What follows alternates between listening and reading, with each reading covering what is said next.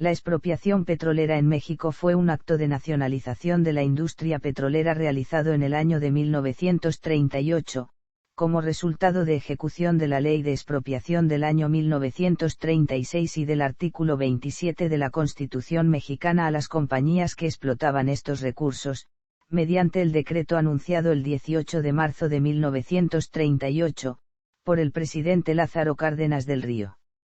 Este consistió en la expropiación legal de armas, instalaciones, edificios, refinerías, estaciones de distribución, embarcaciones, oleoductos y, cosas de ese tipo en general, todos los bienes muebles e inmuebles, de la Compañía Mexicana de Petróleo llamada El Águila, la Compañía Naviera San Cristóbal, la Compañía Naviera San Ricardo, la Huasteca Petroleum Company, la Sinclair Pierce Oil Company, la Mexican Sinclair Petroleum Corporation, la Stanford y Compañía, el AWI, la Compañía de Gas y Combustible Imperio, la Kansas Aladeated Oil Company of Mexico, la Compañía Mexicana de Vapores San Antonio, la Sabalow Transportation Company, Clarita S.A. y Cacalilao Sociedad Anónima, así como de sus filiales o subsidiarias, con la promesa de cumplir con los pagos a los involucrados en el tiempo de 10 años conforme a derecho,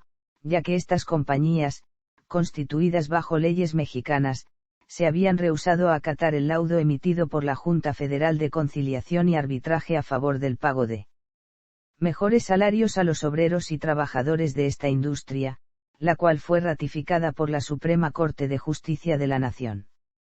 Orígenes de los extranjeros. En 1862 el primer pozo petrolero superficial fue perforado por el ingeniero de minas Antonio de Castillo en el estado de Tabasco.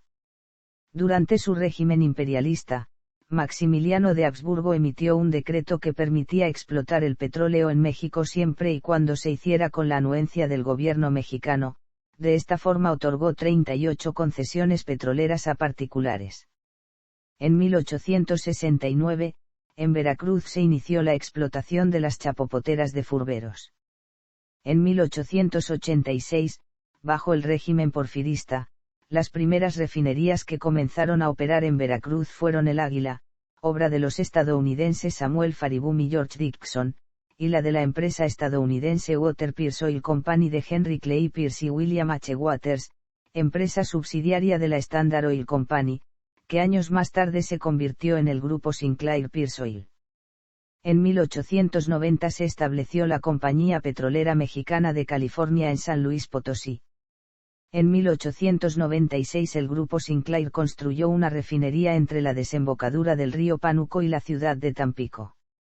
En 1901, la Compañía Petrolera Mexicana de California comenzó a perforar el primer pozo petrolero en Ébano, San Luis Potosí. 2 años más tarde estableció la primera refinería de asfalto de América Latina, asimismo continuó las exploraciones hasta contar con 19 pozos petroleros. En 1901, el británico Sir Weatman Dickinson Pearson comenzó a invertir en el negocio petrolero mexicano con su compañía Pearson y Son. En 1906 organizó a la Compañía de Petróleo El Águila y construyó la primera refinería de Minatitlán, Veracruz. Gracias a su amistad con políticos mexicanos consiguió permisos para explorar nuevos yacimientos en los estados de Campeche, Chiapas, San Luis Potosí, Tabasco, Tamaulipas y Veracruz. En 1909 reorganizó el Consejo de Administración de El Águila invitando a participar al gobernador del Distrito Federal, Guillermo de Landa y Escandón, al gobernador de Chihuahua, Enrique C. Krill, al presidente del Consejo de Ferrocarriles Nacionales, Pablo Macedo, al presidente del Banco Central Mexicano, Fernando Pimentel y Fagoaga, al empresario Enrique Tron y al coronel Porfirio Díaz Ortega, hijo del presidente. De esta manera el Águila pudo obtener ventajas sobre su competidora Waters Pierce para posicionarse en la venta de productos en México. En 1910 el Águila manejaba el 50% del mercado nacional. Posteriormente, en 1918, la mayor parte de las acciones de El Águila fueron adquiridas por la Royal Dutch Shell. En 1906, el inversionista estadounidense Edward L. Dougherty fundó la Huasteca Petroleum Company. En 1916, con la ayuda de Ezequiel Ordóñez, perforó el pozo número 4 de Cerro Azul. En 21 años este pozo produjo 89 millones de barriles. Años más tarde la Huasteca formó parte de su grupo Pan American Eastern Petroleum, el cual terminó vendiendo a la Standard Oil Company de Indiana. Durante 35 años, la Huasteca y el Águila con sus filiales, fueron las compañías petroleras más grandes de México. La mayor parte de su producción fue exportada a Estados Unidos y en Pascual. Explotación petrolera y política fiscal. Durante el régimen de Porfirio Díaz, el ministro de Hacienda, José Yves Limantour, favoreció las inversiones de capital extranjero, pues creía que al abrir las puertas a los capitalistas de otras naciones los bienes llegarían a México por añadidura. Esta política extranjerizante que fue aplicada para la explotación de minas y petróleo sería más tarde repudiada por la mayor parte de los líderes de la Revolución Mexicana. El 24 de diciembre de 1901, el gobierno de Porfirio Díaz expidió la Ley del Petróleo. Dentro de los privilegios se eximió el pago de impuestos de importación de los equipos necesarios para explotar este producto. Los capitales invertidos quedaron libres de gravamen de toda obligación fiscal por un periodo de 10 años. Se permitió la compra de terrenos nacionales a precios de baldíos, incluyendo un derecho de paso por terrenos particulares y una protección perimetral de 3 kilómetros en torno a la ubicación de los pozos petroleros. Desde la época de la colonia la legislación española separaba claramente la propiedad del suelo de la del subsuelo. Este precepto siguió vigente en México desde su independencia hasta el 22 de noviembre de 1884, durante los últimos días de la presidencia de Manuel González, fecha en que se expidió el Código de Minería, por el cual se asimiló que, a partir de entonces, el propietario del suelo también lo sería del subsuelo. Esta disposición era contraria a la legislación hispánica heredada. Desde la época virreinal, así lo había descrito José María Luis Mora, en México no se da al propietario, como en Inglaterra, posesión de un terreno desde el cielo hasta el infierno sino solo de la superficie, en 1836. La ley petrolera promulgada en 1901, además de dejar en claro esta nueva disposición, señalaba que podían hacerse exploraciones y explotaciones en terrenos nacionales pagando un 7% de las utilidades obtenidas al gobierno federal y un 3% adicional a los gobiernos de los estados en donde se ubicasen los terrenos. Esta fue la situación legal en materia de petróleo que estuvo vigente durante los últimos años del siglo XIX y los primeros años del siglo XX, hasta la promulgación de la Constitución de 1917. En 1901 la producción del petróleo fue de 10.000 barriles, pero la cifra aumentó paulatinamente hasta llegar a 12,5 millones de barriles en 1911. En contraste, los beneficios para México fueron pocos. Este último año, el gobierno federal recibió por concepto del impuesto del timbre tan solo la cantidad de 26.000 pesos. En 1909, se promulgó una nueva ley del petróleo, con la que se dejó claro que la propiedad de los depósitos de combustibles minerales y materias bituminosas eran derecho del dueño del suelo. Una vez depuesto el régimen porfirista y siendo presidente de la República Francisco I. Madero, a la ley del timbre se le impuso un gravamen de 20 centavos por tonelada producida de petróleo, es decir, un equivalente de 3 centavos por barril, lo cual era algo irrisorio y beneficiaba enormemente a las empresas petroleras.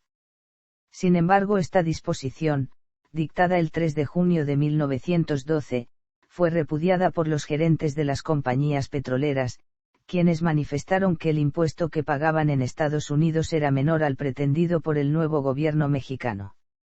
Madero ordenó que las compañías petroleras declarasen el valor de sus propiedades, lo mismo que entregasen registros del petróleo extraído, lo cual habría de ser supervisado por la Secretaría de Fomento e Industria, pues no se conocía con certeza el volumen de los embarques que se exportaban, y por tanto no se sabría sobre qué cantidades cobrar dicho impuesto. Esto también fue rechazado por las empresas, que querían seguir operando libremente. Por su parte, las compañías estadounidenses pidieron a su gobierno realizar una protesta diplomática. El embajador Henry Lane Wilson y el Departamento de Estado apoyaron la moción para favorecer, principalmente, a la Standard Oil Company. Como resultado de esta presión diplomática, el aumento previsto en el impuesto del timbre fue aplazado y no llegó a aplicarse debido a que en febrero de 1913 el presidente Madero fue derrocado mediante el movimiento golpista de la Decena Trágica, el cual fue apoyado con la colaboración intervencionista del embajador estadounidense.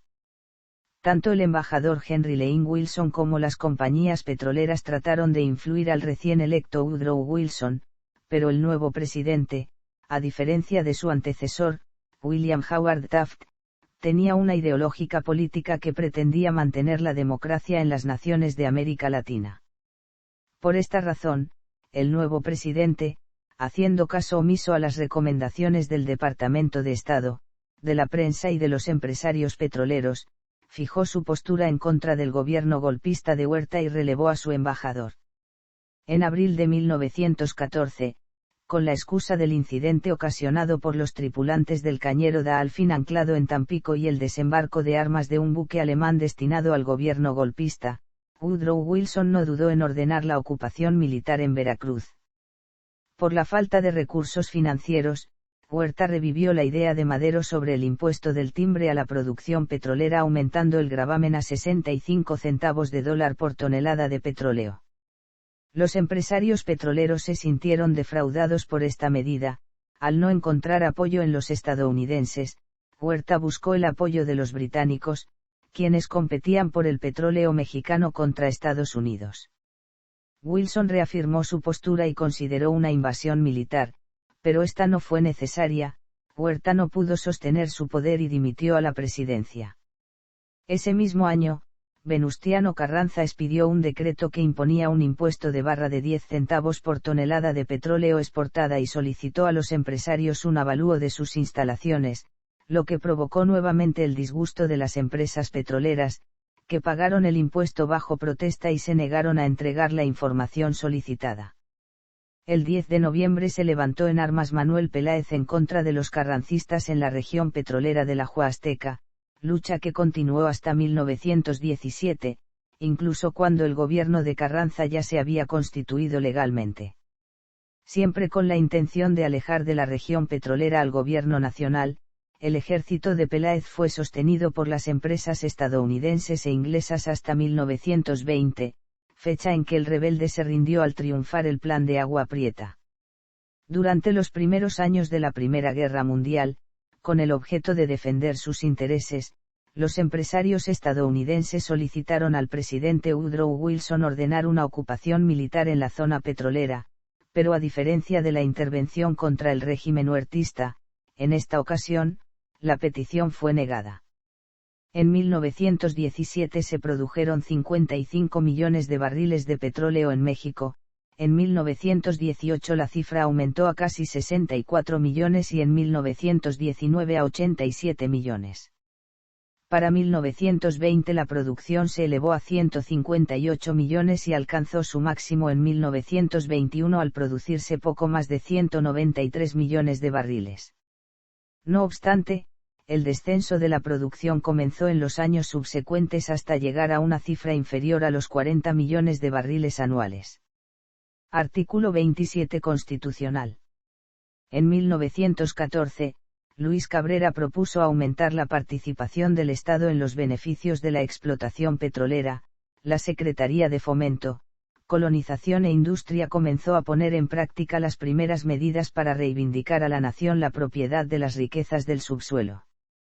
El 15 de marzo de 1915, un grupo de abogados e ingenieros coordinados por el general Cándido Aguilar, quien era gobernador de Veracruz y yerno de Venustiano Carranza, crearon la Comisión Técnica del Petróleo. Un año más tarde, dicha comisión presentó un informe señalando la necesidad de restituir a la nación las riquezas del subsuelo, cuya explotación había sido cedida libremente a los dueños del suelo durante el Porfiriato. Con estos antecedentes y con la colaboración de Andrés Molina Enríquez, Francisco J. Mújica y Pastor Rowaix, entre otros, el Congreso Constituyente distinguió la propiedad del suelo y el subsuelo. En la redacción del artículo 27 de la Constitución Política de los Estados Unidos Mexicanos de 1917 se señaló que el dominio del primero podía transmitirse en propiedad privada, pero el subsuelo y sus riquezas pertenecían al dominio directo, inalienable e imprescriptible de la nación, la cual podía otorgar concesiones para su explotación. De esta forma la nueva Carta Magna abolió el sistema de los privilegios absolutos respecto a los yacimientos que se habían otorgado durante el Porfiriato. Una vez nulificados los derechos de propiedad de los hidrocarburos del subsuelo, también se facultó al Poder Ejecutivo, si éste lo requería, a revisar y declarar nulas las concesiones y los contratos petroleros celebrados desde 1876. La reacción de las compañías petroleras no se hizo esperar. Mediante presiones diplomáticas, amenazas de invasión militar y recursos jurídicos trataron de invalidar esta nueva norma constitucional. Lograron impedir que Carranza aprobara la ley reglamentaria correspondiente al artículo 27 constitucional mediante juicios de amparo, insistiendo en la no retroactividad de la ley para salvaguardar sus intereses y continuar con el dominio absoluto de las riquezas del subsuelo. El Departamento de Estado de los Estados Unidos apoyó a las compañías petroleras y de forma sistemática se opuso a cualquier medida que pretendiese adoptar el gobierno mexicano para hacer cumplir el artículo 27 constitucional. La presión llegó hasta el punto en que el senador Albert B. Fowl presentó un estudio en el Congreso de los Estados Unidos recomendando no reconocer al gobierno mexicano en tanto no fuesen derogados los artículos 3, 27, 33 y 130 de la Constitución mexicana, así como realizar una ocupación militar.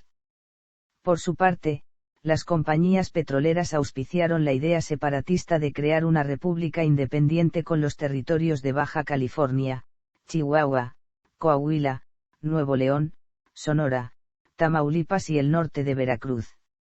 Al triunfar el plan de Agua Prieta y ser asesinado Venustiano Carranza, el grupo político-militar de Sonora gobernó en México.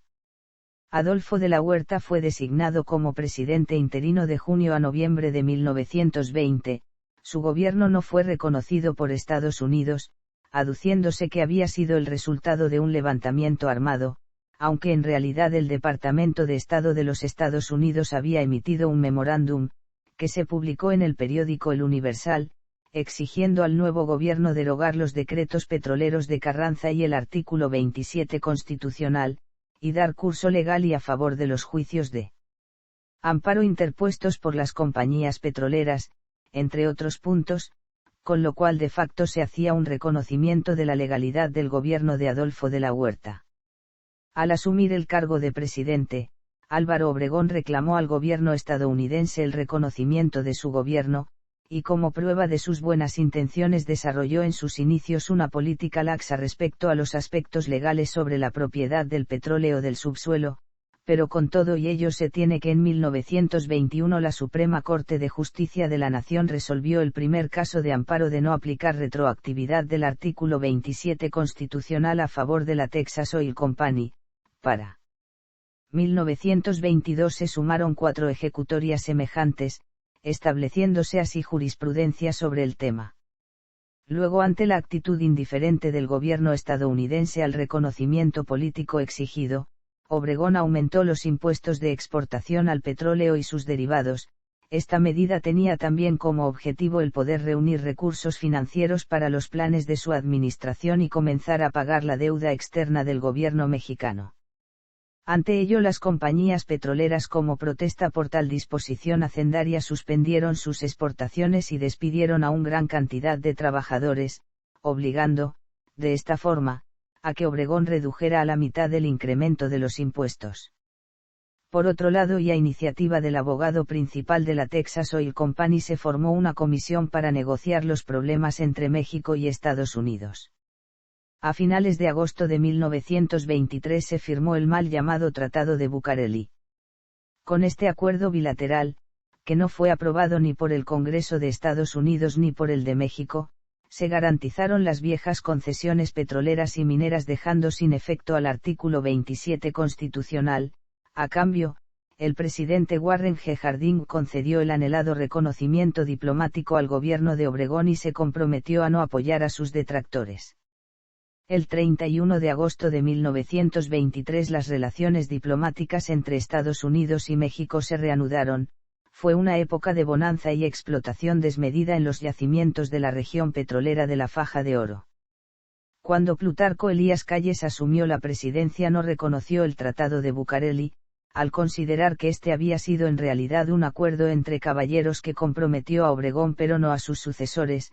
En 1925 la Secretaría de Industria, Comercio y Trabajo comenzó a redactar leyes reglamentarias sobre el artículo 27 constitucional, las cuales se dieron a conocer en diciembre de 1925 y enero de 1926.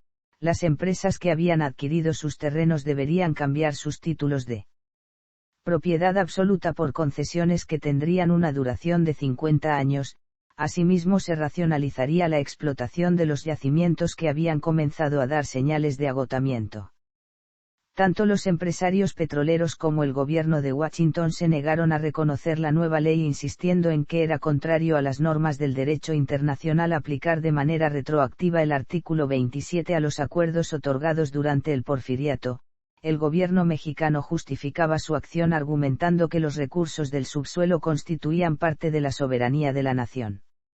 A mediados de 1927, el presidente Calvin Coolidge designó como nuevo embajador a Dwight W. Morrow en sustitución de James R. C. Field.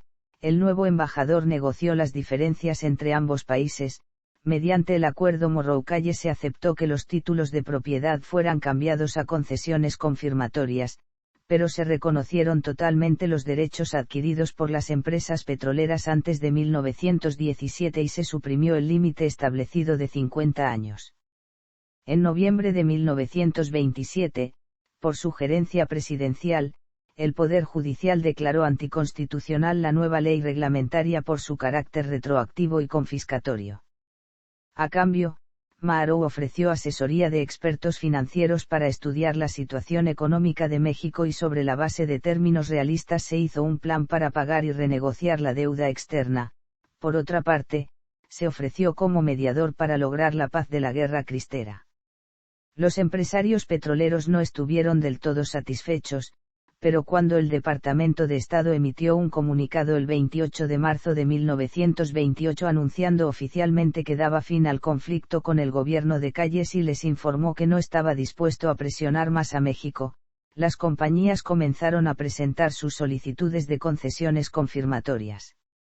Durante el Maximato, periodo que comprende las administraciones de los presidentes Emilio Portes Gil, Pascual Ortiz Rubio y Abelardo Rodríguez y en el que Plutarco Elías Calles ejerció una fuerte influencia sobre la política de México, no hubo grandes cambios en el tema petrolero hasta 1934, cuando a finales de la presidencia de Abelardo Rodríguez se estableció que los yacimientos que se encontraran en una franja de 100 kilómetros a lo largo de costas y fronteras serían considerados como parte de las reservas nacionales, y, por otra parte, se creó la empresa Petróleos de México S.A., cuya función era competir contra las compañías extranjeras en el mercado interno para explorar, explotar, vender y distribuir petróleo y sus derivados para reducir los precios y asegurar el abasto en el país. La exportación de petróleo, que venía en descenso desde 1923, se vio afectada por la Gran Depresión de 1929 y por el hallazgo de los yacimientos en Venezuela y Medio Oriente. En 1932 se exportaron solamente 32 millones de barriles, a partir de entonces hubo un ligero repunte en los volúmenes de exportación, pero estos no alcanzaron los números que se habían logrado en 1921, en 1937 se produjeron 47 millones de barriles. Cardenismo. Sindicato petrolero.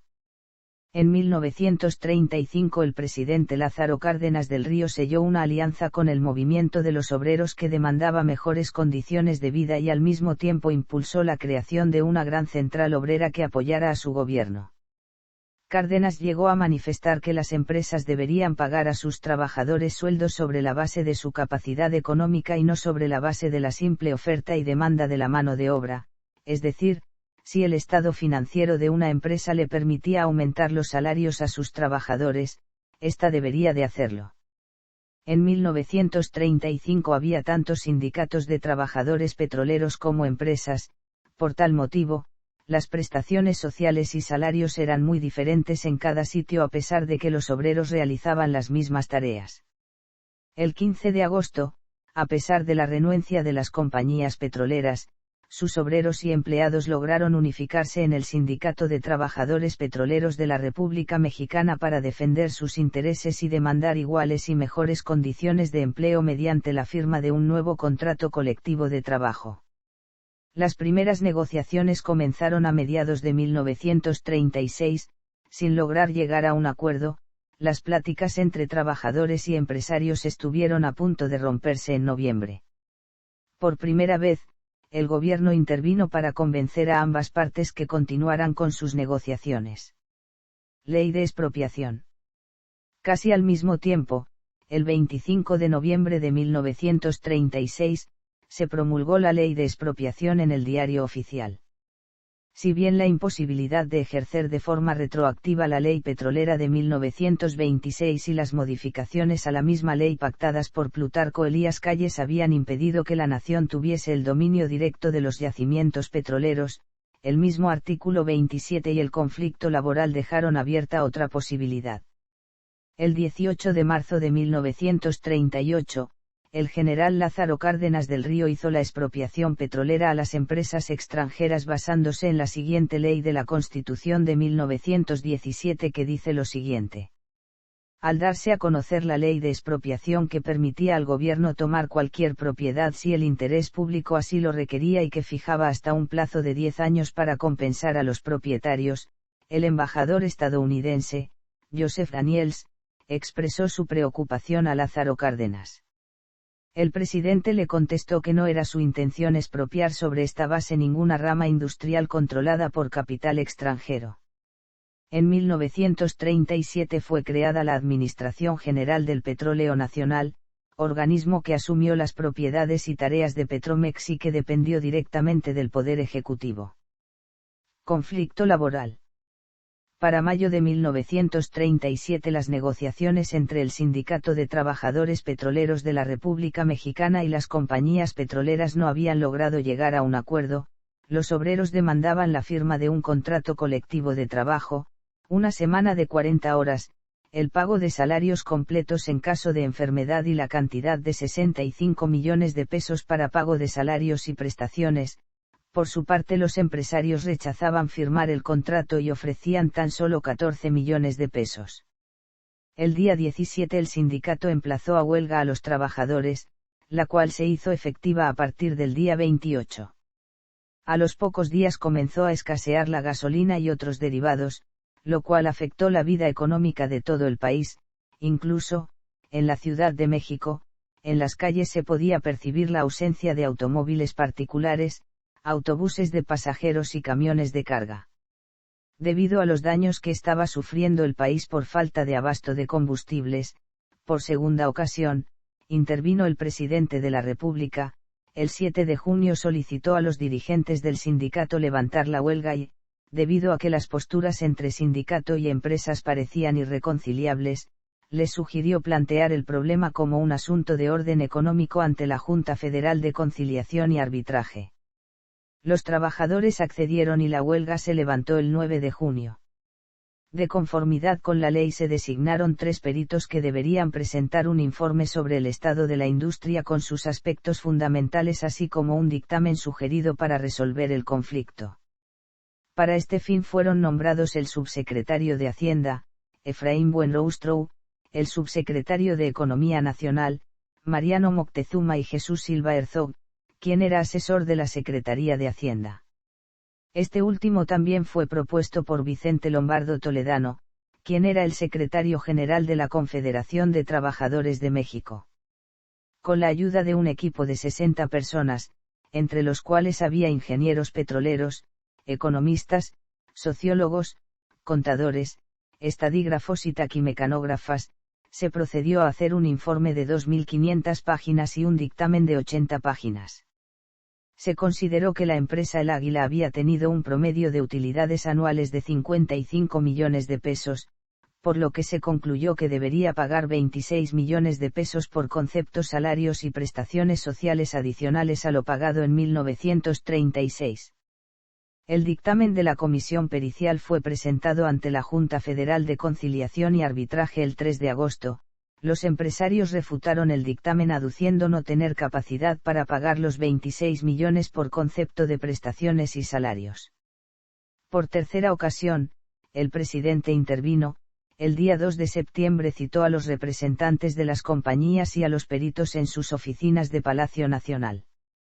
En esta reunión uno de los gerentes de El Águila afirmó que esta compañía era mexicana y que no era cierto que se tratase de una subsidiaria de entidad extranjera. En respuesta, Silva Herzog mostró un periódico financiero londinense en donde aparecía un informe de la Royal Dutch Shell de 1928, en cual se decía que nuestra subsidiaria, la compañía mexicana de petróleo El Águila, había obtenido buenas utilidades durante su último ejercicio. Se añadía, además, que para evitar el pago de impuestos elevados se había decidido dividir las acciones de 10 pesos, 4 para el Águila de México y 6 para una nueva compañía, el Águila de Canadá. Con esta estrategia el Águila de México vendía a The Eagle Shipping Company sus productos por debajo de los precios del mercado. En lugar de venderse el barril a 3,19 USD se vendía a 1,96 USD. De esta manera se ocultaban las utilidades para reducir el pago de impuestos en México y trasladar parte de la contribución sobre las utilidades a otro país. No pudo concretarse ningún acuerdo. Cárdenas informó al embajador estadounidense que en el futuro el gobierno mexicano tendría que establecer un control sobre las actividades petroleras. Los salarios e impuestos serían fijados de acuerdo a un criterio oficial. La Junta Federal de Conciliación y Arbitraje otorgó largos y diversos plazos a las compañías petroleras para que éstas presentaran en forma sus objeciones al dictamen. El 8 de diciembre los obreros realizaron un paro de labores en protesta para que la Junta tomase una decisión. Finalmente, el 18 de diciembre la Junta falló en favor del sindicato ordenando pagar los 26 millones de pesos respaldando el dictamen pericial y adicionando algunas observaciones de carácter jurídico.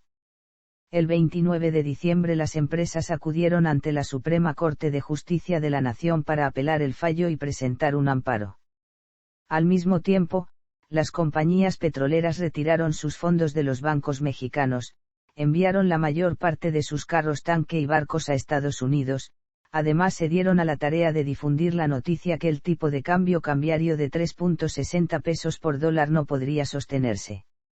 Después de 2 meses de deliberaciones, el 1 de marzo de 1938, la Suprema Corte de Justicia de la Nación ratificó el laudo de la Junta Federal de Conciliación y Arbitraje, negó el recurso presentado por los abogados de los empresarios y estableció como fecha límite el 7 de marzo para que las compañías petroleras dieran cumplimiento a la sentencia. Expropiación petrolera. La presión que ejercieron las empresas estadounidenses al retirar sus fondos bancarios para provocar una crisis monetaria fue aumentada por la decisión de las autoridades de su gobierno para no reanudar un convenio anual que tenían con México para la compra de plata, contrato anual que desde principios de 1938 había empezado a ser revisado de forma mensual. En el campo diplomático, las legaciones de Estados Unidos y Gran Bretaña insinuaron al gobierno la imperiosa necesidad de llegar a un acuerdo con las empresas petroleras. El conflicto obrero-patronal se convirtió en un conflicto directo entre el gobierno y las empresas petroleras. El presidente Lázaro Cárdenas tuvo reuniones con las compañías el 3, 6 y 7 de marzo para tratar de convencer a los representantes de las empresas a acceder a pagar la suma de 26 millones de pesos, pero estos se negaron no tanto para dilucidar si podían o no acceder al aumento, sino para evitar sentar este precedente. El día 7, uno de los representantes preguntó quién garantizará que el aumento solo sea de 26 millones de pesos. Cárdenas le respondió: yo lo garantizo. El representante esbozó una sonrisa y preguntó de nuevo: ¿usted? Y Cárdenas afirmó: sí, el presidente de la República, al mismo tiempo que dio por terminada la reunión. Terminado el plazo legal establecido por la Suprema Corte de Justicia, las compañías petroleras se encontraban en abierta rebeldía por no acatar sentencia. Los empresarios extranjeros consideraron que México no tenía recursos propios para hacer frente al proceso de producción y comercialización internacional de su petróleo. El 9 de marzo, Todas las representaciones de México en el extranjero recibieron un memorándum que advertía la posibilidad de que se realizara la expropiación petrolera. A pesar de la gravedad de esta posible situación, el tono del documento era optimista ante las dificultades económicas que conllevarían tomar esta decisión. El embajador de México en Estados Unidos, Francisco Castillo Nájera, llegó a pensar en una respuesta militar. El viernes 18 de marzo de 1938, las compañías extranjeras, advertidas por personas dentro del gobierno de que el presidente planeaba una acción enérgica en contra de ellas, declararon en el último momento estar dispuestas a hacer el pago, pero condicionando una rebaja en las prestaciones y aumentando el número de empleados de confianza en una proporción que permitiera a las empresas mantener el control de sus decisiones clave. Pero el presidente Cárdenas ya había tomado una decisión, y la propuesta fue rechazada. Después de reunirse con su gabinete, a las 10 de la noche, declaró la expropiación mediante la cual la riqueza petrolera, que explotaban las compañías extranjeras, se volvió propiedad de la nación mexicana, lo cual era uno de los ideales sociales de la Revolución Mexicana asentados en el artículo 27 constitucional y respondía a la política nacionalista del presidente Cárdenas. Discurso de expropiación. El discurso de expropiación que el presidente Cárdenas dirigió por radio a la nación tuvo una duración de poco más de 15 minutos. Dio a conocer la negativa de las compañías petroleras para dar cumplimiento al fallo de la Suprema Corte de Justicia, denunció la subtracción de fondos que habían hecho con antelación los empresarios para justificar su incapacidad para pagar a los obreros el monto que dictó la Junta Federal de Conciliación y Arbitraje. Expuso las repercusiones y afectaciones que tendría el país si la producción del combustible fuera nula o insuficiente. Explicó que siendo esos motivos de interés público para los mexicanos, y aún para los extranjeros residentes en la República, se veía obligado a actuar de inmediato para aplicar la ley de expropiación y de esta manera no afectar a la industria ni a la economía del país. El discurso incluyó una breve historia de la actuación de las empresas petroleras. Explicó que éstas habían gozado durante muchos años de beneficios fiscales, franquicias aduanales e innumerables prerrogativas, a veces, en contra del derecho público. Señaló que, en contraste, la obra social de las compañías petroleras había sido prácticamente nula, que alrededor de los sitios donde se habían establecido no había escuelas, centros sociales, campos deportivos, hospitales ni obras de aprovisionamiento o saneamiento de agua, ni siquiera plantas de energía eléctrica que podrían haber funcionado con los millones de metros cúbicos de gas que desperdiciaban en sus explotaciones. Asimismo, señaló que en los campamentos de las compañías el personal extranjero contaba con confort, refrigeración y protección contra insectos, mientras que para el personal nacional los trabajos eran rudos y agotadores con salarios inferiores. Denunció las historias de atropellos, abusos y asesinatos derivadas de actos cometidos por agrupaciones y policía privada para salvaguardar los intereses de las compañías, así como la existencia de las facciones rebeldes, financiadas por las empresas petroleras, que se mantuvieron levantadas en armas en la Huasteca y el Istmo de Tehuantepec, entre 1917 y 1920, contra el gobierno constituido. Denunció también las acciones intervencionistas que las compañías petroleras habían realizado en contra de la política nacional cada vez que veían afectados sus negocios por la fijación de impuestos o por el retiro de las tolerancias a las que estaban acostumbradas. Pidió a la nación el respaldo moral y material para poder llevar a cabo el acto de expropiación que podría representar un sacrificio económico para poder saldar el compromisos de indemnización y un eventual reajuste cambiario. A la opinión internacional dejó en claro que el deseo que tenía su gobierno era comercializar el petróleo mexicano con países de tendencia democrática. Terminado el discurso, dio lectura a los 4 artículos del decreto de expropiación con sus 2 consideraciones: a. La negativa de las empresas a acatar el fallo de la Junta de Conciliación y la ejecutoria de la Suprema Corte de Justicia; b. Y la aplicación de la ley de expropiación basada en el artículo 27 constitucional, debido a que la suspensión total de actividades petroleras paralizaría los transportes e industria, lo cual produciría graves trastornos a la población. fueron declarados expropiados los bienes muebles e inmuebles de la Compañía Mexicana de Petróleo El Águila, la Compañía Naviera de San Cristóbal, la Compañía Naviera San Ricardo, la Huasteca Petroleum Company, la Sinclair Pierce Oil Company, la Mexican Sinclair Petroleum Corporation, la Stanford y Compañía, la Pemex Fuel Company, la Richmond Petroleum Company de México, la California Standard Oil Company of México, la Compañía Petrolera El Agui, la Compañía de Gas y Combustible Imperio, la Kansas Aladeated Oil Company of México, la Compañía Mexicana de Vapores San Antonio, la Sabalo Transportation Company, Clarita S.A. y Cacalilao S.A., la Secretaría de Economía Nacional con la intervención de la Secretaría de Hacienda procederían a la inmediata ocupación de los bienes. La Secretaría de Hacienda debería pagar la indemnización correspondiente en un plazo no mayor a 10 años. Por tratarse de bienes muebles e inmuebles, se entendió que el decreto incluyó también a las empresas filiales de El Águila, Compañía Mexicana Holandesa La Corona, J.P. Anker Sucesores, International Petroleum Co., Tuspan Petroleum Company, United Oils Production C., Rafael Ortega Sucesores, Compañía Consolidada de Fincas Urbanas, Compañía de Terrenos del Golfo, a las empresas filiales de la Huasteca, Mexican Petroleum Co., CIA Transcontinental de Petróleo, J. Brown y Compañía, International Petroleum Co., Compañía Petrolera Minerva, Dougin y Bridge y Compañía, Green y Compañía, Tamiahua Petroleum Co., Tuspan Petroleum Co., Compañía Petrolera Ulises, a las compañías filiales de Imperio, Compañía Mexicana de Oleoductos Imperio, Southern Refining Co., Gulf Coast Corporation, Tampascas Oil Company, Mexican Eastern Oil Co., Mexican Texas Petroleum y Asphalt Co., Sabino Gordo Petroleum Co., y a la filial de Kansas Aladeated, Compañía Petrolera Franco-Española. Apoyo popular y creación de Pemex.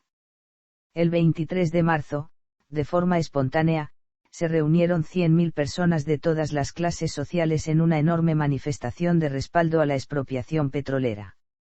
El 19 de abril hubo una manifestación femenina en el Palacio de Bellas Artes, acudieron mujeres de todas las clases sociales, algunas regalaron joyas, otras objetos de bajo valor, incluso una anciana llevó una gallina para ayudar a cubrir el pago de la indemnización.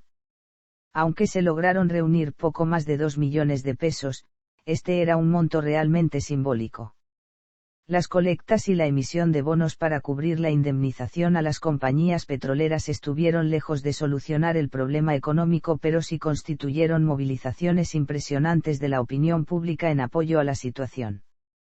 Sectores como la Iglesia Católica y algunos empresarios conservadores, que normalmente eran de opinión contraria a las decisiones del gobierno, en esta ocasión respaldaron al presidente. Para muchos, la expropiación significaba un sacudimiento final del imperialismo que por tanto tiempo había sangrado a México, impidiéndole confiar en su propia fuerza y capacidad. Todos los empleados, técnicos e ingenieros extranjeros abandonaron las instalaciones petrolíferas. La Administración General del Petróleo Nacional fue el organismo que provisionalmente se hizo cargo de los bienes expropiados a las compañías petroleras. Al mes siguiente de la expropiación, por decreto, se creó la Distribuidora de Petróleos Mexicanos que se encargaría de la comercialización del petróleo y sus derivados, y por otro decreto, promulgado el 7 de junio y publicado el 20 de julio, se creó la Compañía Petróleos Mexicanos, la cual se encargaría de la exploración, producción y refinación del petróleo. Reacciones internacionales. El gobierno británico envió una serie de duras notas al gobierno mexicano exigiendo terminantemente la devolución de las propiedades de El Águila. Sin embargo, la empresa se había constituido como una compañía mexicana bajo leyes mexicanas y sus accionistas, si bien eran extranjeros, habían renunciado a su nacionalidad para este fin. Por consiguiente, el gobierno británico no podía intervenir directamente en su favor. Tras varias comunicaciones se rompieron las relaciones diplomáticas entre ambos países, no sin antes cubrir un pago de 361.737.17 pesos que era derivado de daños causados durante la época de la Revolución Mexicana y que reclamó el gobierno europeo durante esta tensa situación. El gobierno de los Países Bajos, cuyos inversionistas tenían primordialmente intereses en las compañías El Águila y La Corona, envió al encargado de negocios Artur Metofer para intentar defender los intereses de sus conciudadanos. Metofer sostuvo comunicaciones escritas con el secretario de Relaciones Exteriores Eduardo Hay. Al igual que la postura británica, se negó a reconocer la legalidad de la expropiación y a exigir la devolución inmediata de los bienes expropiados o el pago inmediato por concepto de indemnización. Eduardo Hay respondió que debido a que las compañías se habían constituido bajo leyes mexicanas, los inversionistas se habían comprometido a no solicitar la intervención diplomática, a pesar de que Metofer replicó que la protección de las inversiones holandesas en el exterior era un interés vital del gobierno de los Países Bajos y un derecho que los compromisos que contrajesen compañías o accionistas individuales no podían perjudicar en nada, exigiendo nuevamente el pago de la indemnización. El 31 de octubre Eduardo Hay reiteró que el gobierno de México estaba dispuesto y comprometido a hacerlo en el plazo estipulado.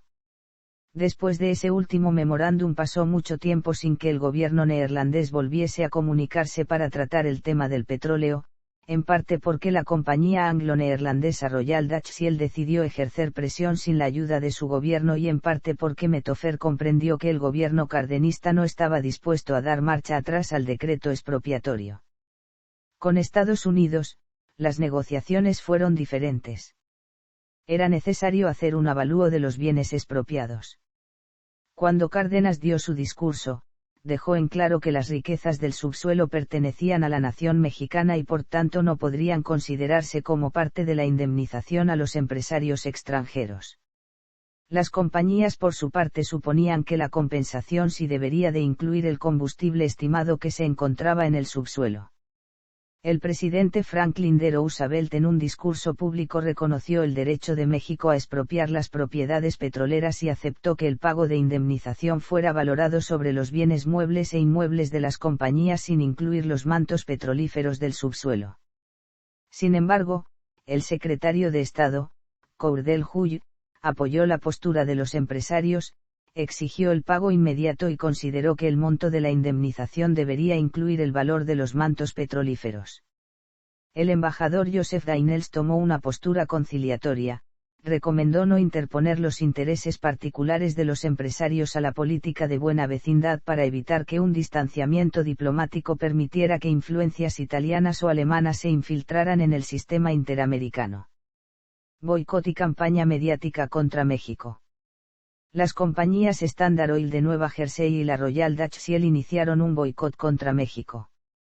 Intentaron impedir que México adquiriese ciertos productos químicos indispensables para el proceso de refinación, como el tetraetilo de plomo, y maquinaria especializada. Este plan fue apoyado por diversas empresas estadounidenses que se negaron a cotizar o vender sus productos, como la Babcock y Wilcox, que vendía refacciones para calderas, la P. de Iron Works, que vendía maquinaria especializada, la Oilwell Supply Co., la Reagan Forge Engineering Co. y la Gulf Oil Co., que vendían material para perforación, la Wilson's Naidar Pump y Machinery Corp., que vendía bombas, la Ethel Gasoline Corporation, que vendía fluido etílico, la Spancha Alpha Anti-NC, que vendía tubería, la Ingersoll Rand Co., que vendía compresoras de aire, o la Auto Electric Distributors que vendía material eléctrico. El problema del tetraetilo de plomo, cuya producción se consideraba como tecnología de punta, se resolvió reformando la gasolina hasta obtener el mismo octanaje. Poco después los estudiantes de química del Instituto Politécnico Nacional y de la Universidad Nacional Autónoma de México lograron sintetizar el producto. Poco a poco, las compañías que vendían refacciones y maquinaria fueron cediendo cuando en México se optó por adquirir productos alemanes, italianos o de otros países europeos. La Standard Oil Company de Nueva Jersey auspició una publicación en la revista The Lamp, en ella se afirmó que el valor expropiado a las compañías estadounidenses era de $2.000 millones. En otros periódicos se manejaron cantidades de 450 millones de dólares.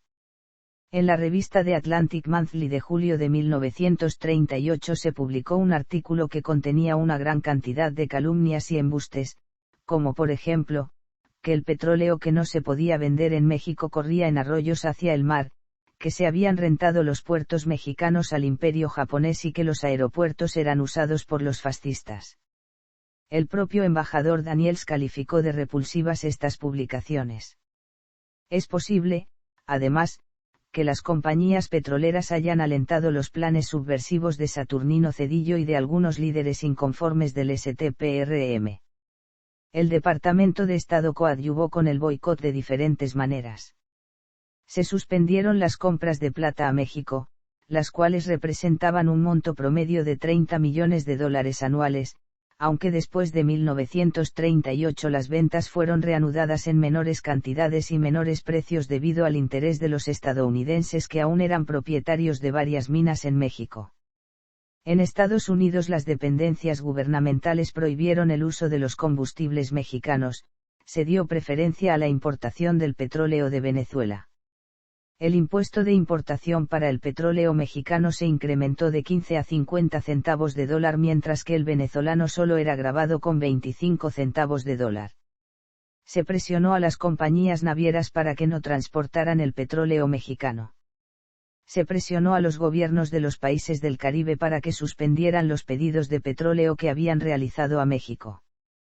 La Dutch Shell logró embargar varios cargamentos de petróleo mexicano en los puertos de Bélgica y Francia argumentando que se trataba de petróleo robado, no obstante los tribunales europeos fallaron en favor del gobierno mexicano.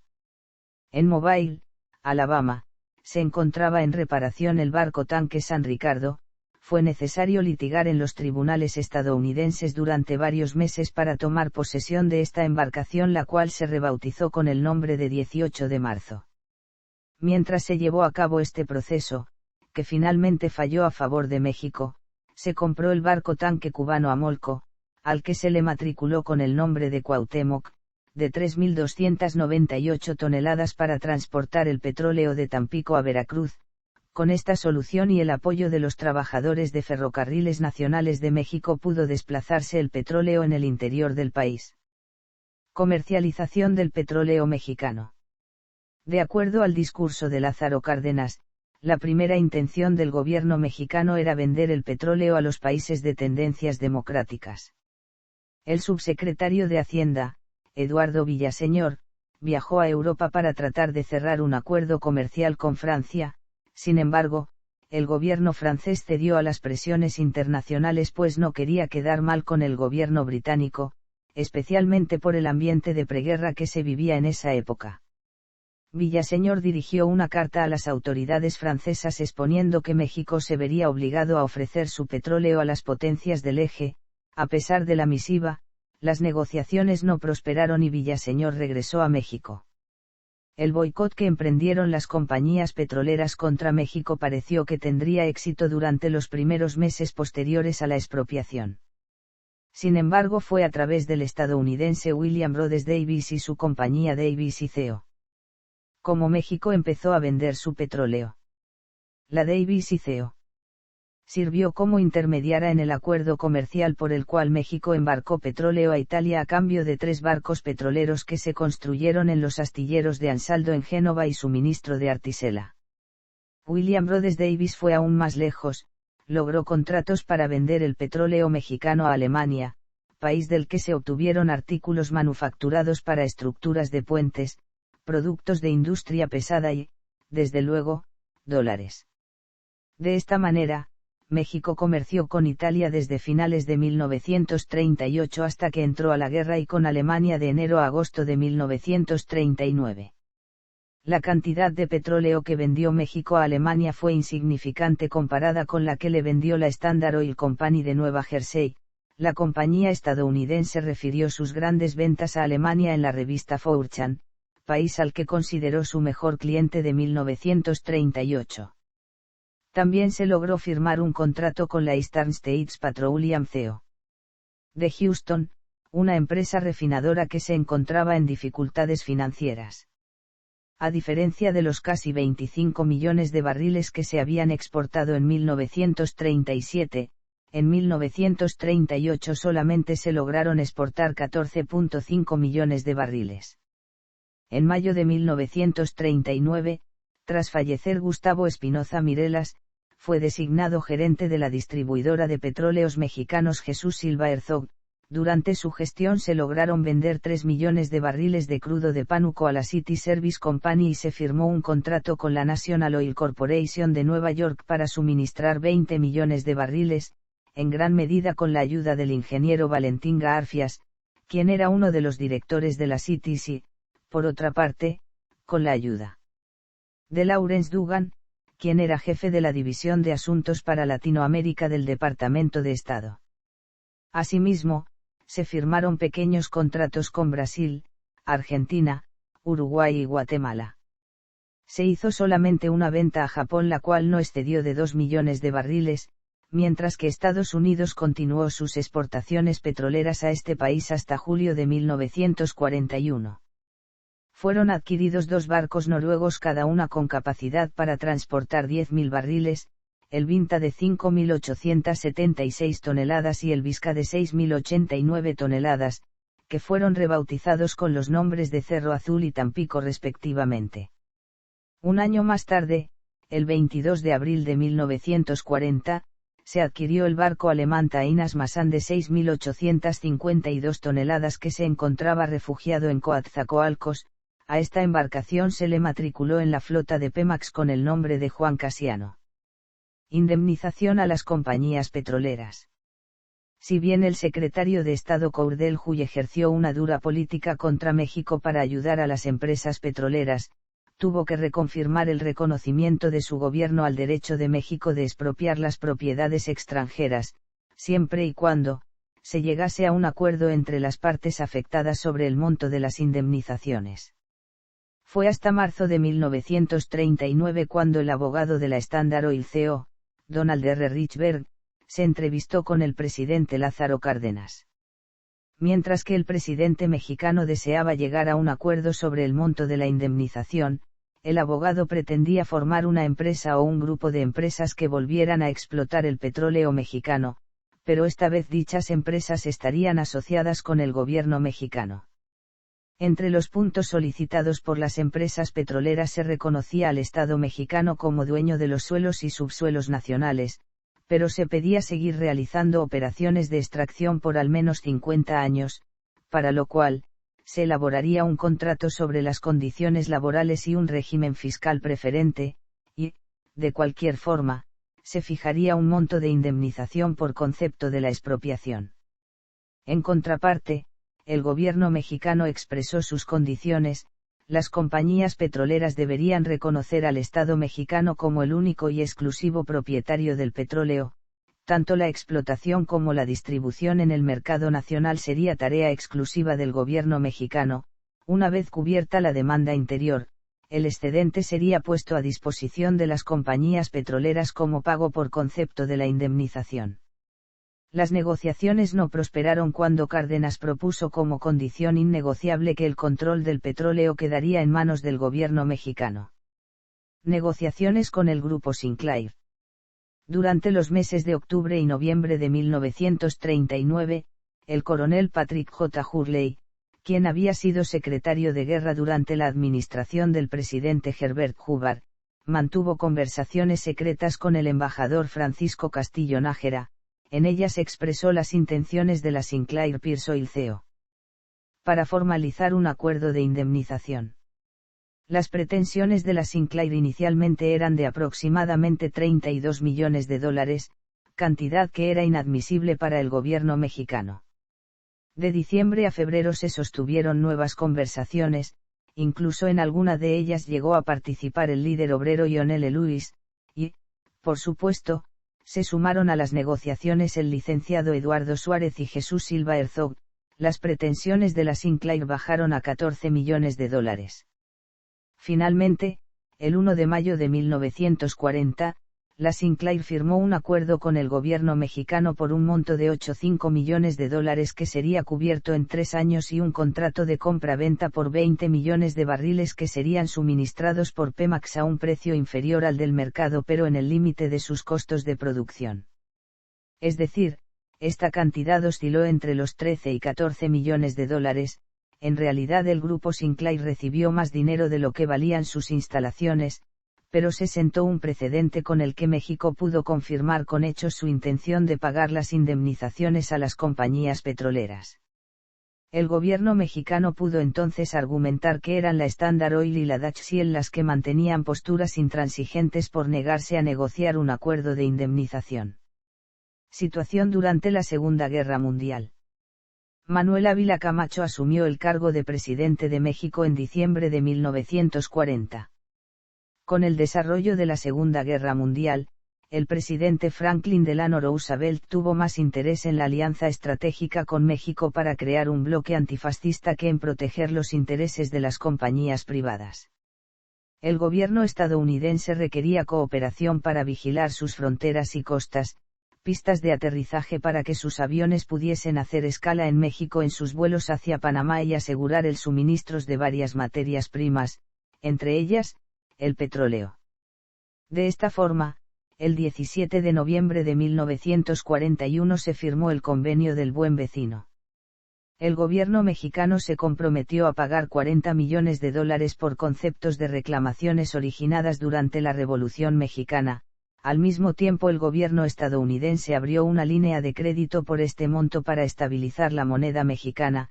La paridad cambiaria que había fluctuado se logró fijar en 4.85 pesos por dólar. El Departamento de Estado reanudó las compras de plata a México en un monto promedio de 6 millones de onzas mensuales. Adicionalmente, se otorgó un crédito por $20 millones para que fuese invertido en el sistema mexicano de transporte para así garantizar el abasto de materias primas que requerían los Estados Unidos. Para poder suministrar petróleo a Estados Unidos, Pemex constituyó en ese país la empresa Mexico Shipping and Trade Company con la que adquirió 6 buques que navegaron con bandera estadounidense, Los Ángeles, Yucatán, Osbar, Dillon, Hasley y Aztec que serían renombrados como Toteco, Tamaulipas, Veracruz, Cacalilao, Furbero y Azteca.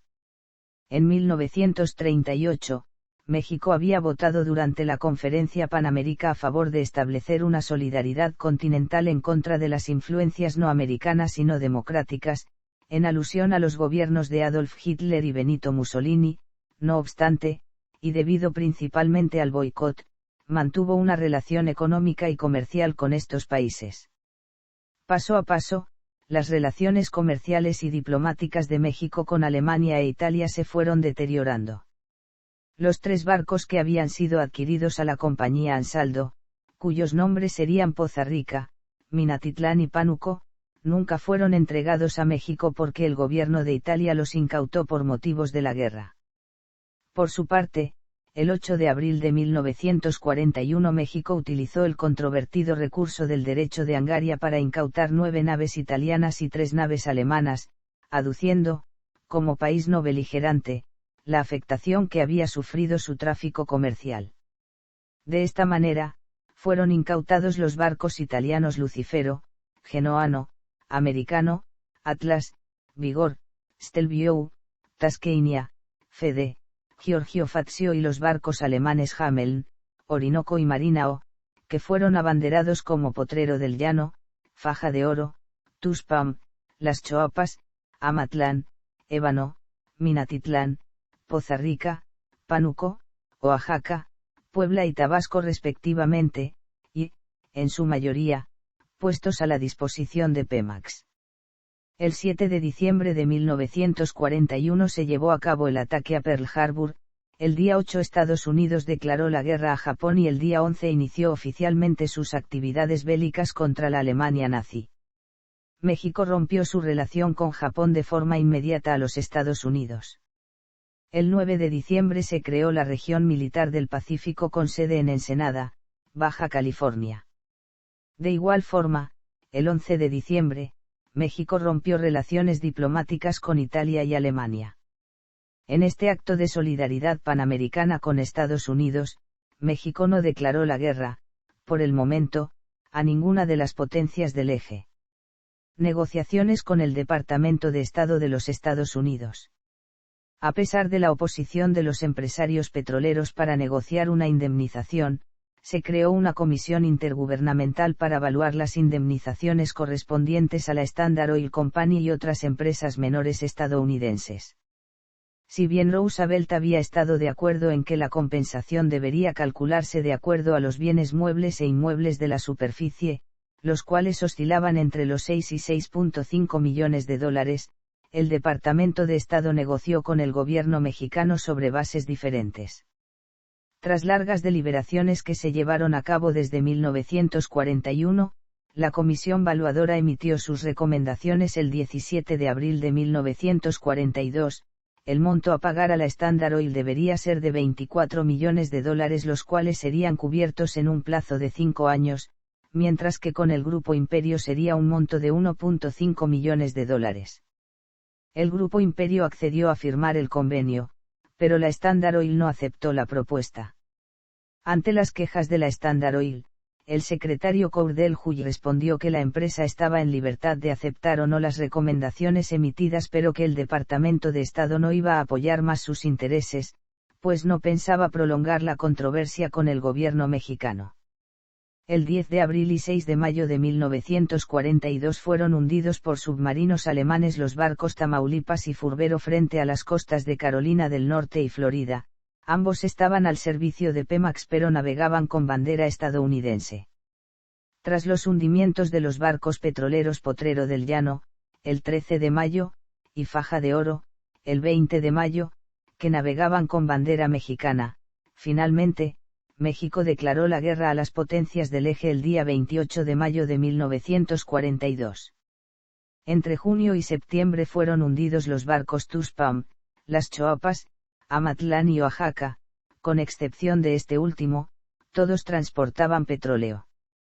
Para colaborar con los aliados se enrolaron en el ejército estadounidense 14.849 mexicanos, se realizó activa vigilancia en las costas, se permitió el uso de pistas de aterrizaje y de la infraestructura de ferrocarriles.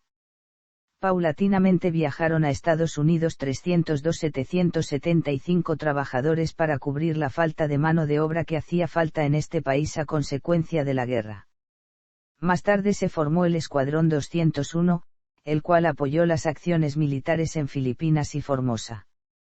No fue sino hasta el 1 de octubre de 1943 cuando la Standard Oil aceptó las recomendaciones emitidas por la Comisión Intergubernamental. No obstante logró negociar las condiciones de la indemnización hasta alcanzar un monto de 30 millones de dólares, el cual fue finiquitado en 1947. Negociaciones con la Royal Dutch Shell. El gobierno en el exilio de los Países Bajos y el gobierno de Gran Bretaña, mediante su Foreign Office, protestaron por las negociaciones que llevó a cabo el Departamento de Estado de los Estados Unidos con el gobierno mexicano. La Dutch Shell se oponía a cualquier acuerdo que previera tan solo el pago de una indemnización y que cerrara a la compañía la oportunidad de reiniciar sus operaciones. Por una parte, las relaciones diplomáticas entre México y Gran Bretaña se normalizaron el 22 de octubre de 1941 con la condición de no forzar ningún convenio con los accionistas de la Compañía Mexicana de Petróleo El Águila. Sin embargo, por otra parte, al gobierno neerlandés no le importaban las razones políticas ni estratégicas que habían motivado a los Estados Unidos a terminar la controversia petrolera con México, especialmente porque la invasión japonesa a Indonesia había despojado a la Shell de sus pozos petroleros haciéndola dependiente de los yacimientos venezolanos. Si se consentía el acuerdo con México, se crearía un precedente que podría seguir como ejemplo el gobierno de Venezuela. En 1944 el Eximbank otorgó un préstamo a México de $1.000 millones para ampliar la refinería de Azcapotzalco. Fue hasta 1946, después de concluida la guerra y con una franca política de apoyo de Estados Unidos a México en materia petrolera, cuando la gerencia de la Shell comenzó su acercamiento para negociar la indemnización de El Águila y sus filiales, sin la intervención diplomática de los gobiernos de Gran Bretaña ni de los Países Bajos. En marzo de 1947 el presidente estadounidense Harry S. Truman visitó la Ciudad de México. Durante su estancia reafirmó al mundo su intención de continuar la política de buena vecindad y su interdependencia con México. El 15 de julio de 1947, iniciaron las negociaciones definitivas entre el gobierno de Miguel Alemán Valdés y los accionistas de El Águila.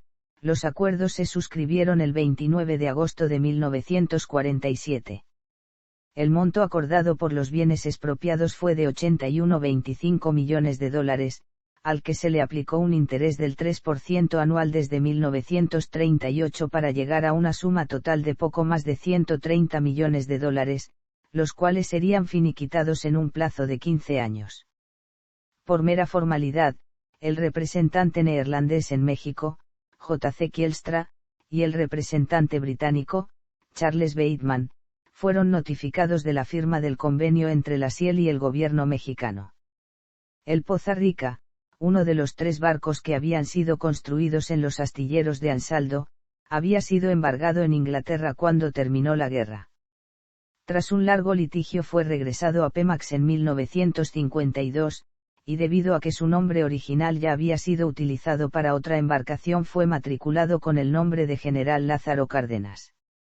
El 18 de septiembre de 1962, los pagos correspondientes a la indemnización de la SIEL fueron totalmente liquidados. Producción petrolera. La producción de 1911 fue de 12,5 millones de barriles. Durante la Revolución Mexicana los volúmenes de producción fueron en aumento hasta alcanzar la cifra de 55 millones de barriles en 1917. Una vez promulgada la nueva Constitución, durante los 3 años siguientes en los que permanecieron levantadas en armas las fuerzas rebeldes de Manuel Peláez, la producción estimada fue de 64, 87 y 158 millones de barriles. En 1921 se alcanzó la cifra récord de 193,3 millones de barriles. A partir de entonces los pozos de la faja de oro mostraron síntomas de agotamiento al detectarse agua salada en algunos de ellos. Durante estos años de auge casi toda la producción fue exportada. En 1922, cuando la producción descendió a 182 millones de barriles, solo el 1% fue para el consumo nacional. Poco a poco las necesidades de este combustible se incrementaron en México. Para 1928 se consumió el 21% de la producción nacional y para 1932 el 37,5%. En 1924, México abasteció el 14% de la producción mundial de petróleo, pero para 1932 el volumen de producción descendió hasta la cifra de 32 millones de barriles. Eso significó tan solo el 3% de la producción mundial de ese año. En 1937, un año antes de expropiación, la producción fue de 46 millones de barriles. Una vez realizado el acto de expropiación, las compañías petroleras pensaron que con el boicot México no podría desplazar su petróleo, pero con la ayuda de la William Rhodes Davis y su compañía para desplazar el producto a Italia y Alemania, el descenso de la producción y el incremento del consumo interno, el gobierno cardenista pudo superar la situación. En 1940 la producción de petróleo en México fue de 44 millones de barriles, en 1943 descendió a 35,1 millones, en 1945, la producción fue de 45,3 millones de barriles. Entre 1941 y 1946 Pemex perforó 159 pozos con un éxito del 16% de localización de petróleo, pero entre 1947 y 1958 se hicieron 1.621 perforaciones con un éxito del 30%. En 1952 se descubrieron nuevos yacimientos en la cuenca de Tampico y Tuxpan. A esta zona petrolera se le llamó Nueva Faja de Oro, la cual aportó el 50% de la producción nacional. A diferencia de los 56 pozos petroleros que había en producción en 1945, en 1956 eran 402 pozos los que se explotaban. En 1950 la producción fue de 72 millones de barriles y en 1958 de 93,5 millones, Si bien este incremento fue significativo, la cifra era muy lejana a los volúmenes de producción que se habían alcanzado en 1921. De 1960 a 1972 el consumo interno del país se incrementó en un promedio anual del 10%, mientras que la producción solo tuvo un crecimiento del 4.1%. En 1966, por primera vez en su historia, Pemex dejó de exportar petróleo. En 1971 fue necesario importar crudo, en un volumen equivalente al 15% del consumo nacional, así como otros productos petrolíferos. En 1973 México recuperó su autosuficiencia petrolera. Con el descubrimiento de los campos petroleros de la zona de Reforma, Chiapas, en 1974 se alcanzó la cifra de 209.8 millones de barriles. Finalmente se rompió el récord de producción de 1921. En 1982, con las perforaciones de la sonda de Campeche el volumen de producción anual fue de 1.002 millones de barriles. En 1983 Pemex exportó el 58% de su producción. En 1986, por el incremento de volumen en la producción mundial, el precio del petróleo se desplomó hasta los $4.50 por barril. Ese año la producción fue de 886 millones de barriles, mientras que la exportación fue de 470 millones.